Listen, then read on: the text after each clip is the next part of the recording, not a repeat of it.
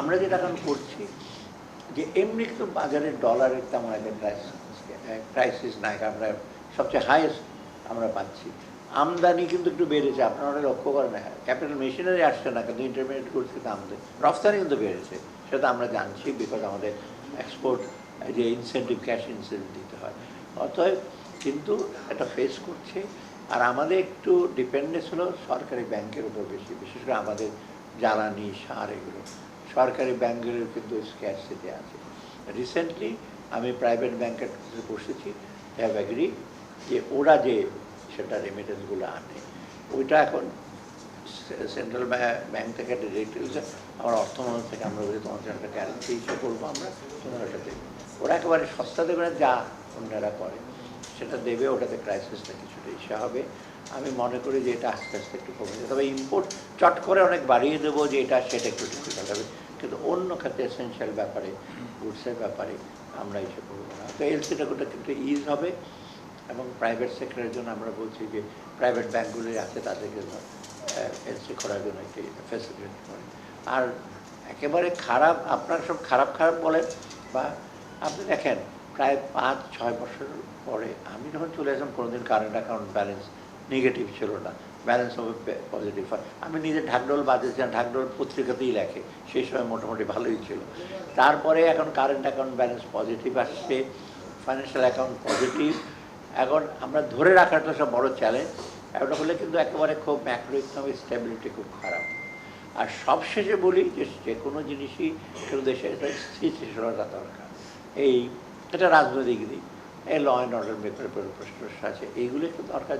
যদি স্বাভাবিক পরিস্থিতি যদি না থাকে, ব্যবসায়ী কেন নাগরিক হিসেবে আপনার সেটাই দিকটা একটা ফার্স্ট প্রায়োরিটি। এটা নিয়ে এটা আমার ইসে না, এটা কিছুক্ষণ আগে আমার এখানে যিনি ছিলেন উনি এত করে বলবেন, অর্থাৎ মোটামুটি we are serious about it. কারণ শুধু তাদের ঢাকা শহর তো না, অন্য জায়গাও তো সিকিউরিটির ব্যাপার আছে না, ফ্যাক্টরি আছে, ভ্যালুয়েবল জিনিসপত্র আছে, গুদাম আছে, এগুলি প্রোটেকশন যদি না দেয় ব্যবসায় সুস্থ হবে, সেটা উই অ্যাগ্রি। এবং এটা দ্রুত সমাধান করার জন্য আমরা আলোচনা করছি, আমাদের সাথে কালকে 3 ঘন্টা কথা হয়েছে, এই জিনিসগুলো আসছে। আবার এক সময় আমি তো প্রায় ওনার সাথে কিশোরের সাথে আমার আজকে আবার দেখা হবে ওনার সাথে, সুযোগ পেলে এটাও আবার বলবো নাকি। এবার এটা দায়িত্ব যিনি নিয়েছেন উনি কিন্তু মোটামুটি সিরিয়াস। যদি আপনারা খুব বেশি বললেন যে তুমি চলে যেতে যাও, সেটা আপনাদের ডিমান্ড, কিন্তু চলে গেলেই কিন্তু জিনিস সলভ হয় না। মানে যে আসবে তিনি যদি ই ক্যান বি, অনেক সময় কড়াই থেকে চুলায় যাওয়ার কথা হতে পারে, তাই না, হয়তো আরও ওয়ার্স হতে পারে। অর্থাৎ মানুষ এসে চেঞ্জ করার যে সিস্টেমটা, এই যে পুলিশকে অ্যাক্টিভেট করা, কোঅর্ডিনেশন করা, পুলিশ একা তো না, সিভিল অ্যাডমিনিস্ট্রেশন আছে, মহাপ্রসাদের ডিসি, এই ইউএনের একটা রোল আছে, এদেরকে বলা হয়েছে। অতএব খুব সোজা না এটা বিষয় চালানো, এটা সংসার চালানো তো ডিফিকাল্ট, এটা দেশ চালানো তো আরও ডিফিকাল্ট, অনেক রকম ডাইনামিক্স, আর আমাদের এক্সটার্নাল অনেক ফ্যাক্টরস আছে, তাই না। এইগুলো আমি আশা করি আমরা এইগুলো অ্যাড্রেস করবো।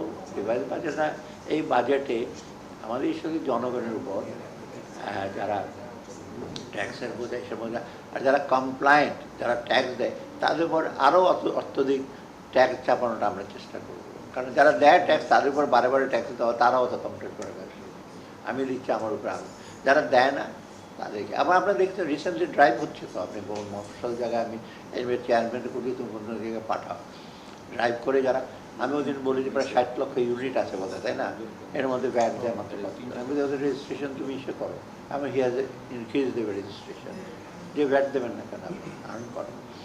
অতএব এর আগে কিন্তু এসব করা হয় না, এটা আপনারা, আমি হ্যাঁ আমরা সংখ্যাটা, আমি এটা গভর্নরকে জিজ্ঞেস করে, হ্যাঁ না ওটা এখন তো সার্বিকটা 9 আছে, কিন্তু মূল্য খাদ্যটা দর, আমি এক্সপেক্ট করছি যে রোজার পরে যদি আমি 7-8 নিয়ে যেতে পারি, আমার জন্য এটা হিসাব। আর জুনের দিকে আমরা এক্সপেক্ট করছি বাজেটে একটা প্রজেকশন থাকবে, মোটামুটি রিজনেবল থাকবে।